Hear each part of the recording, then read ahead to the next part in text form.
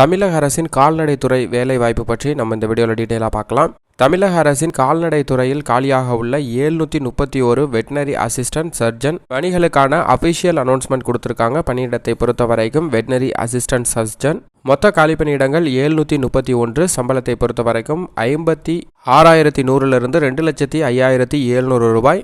வயது வரம்பை பொறுத்த வரைக்கும் 1/7/2022 படி பொது பிரிவினருக்கு 32 வயதிற்குள்ளும், இடஒதுக்கீடு பிரிவினர் மற்றும் ஆதரவற்ற விதவைகளுக்கு அதிகபட்ச வயது வரம்பு கிடையாது.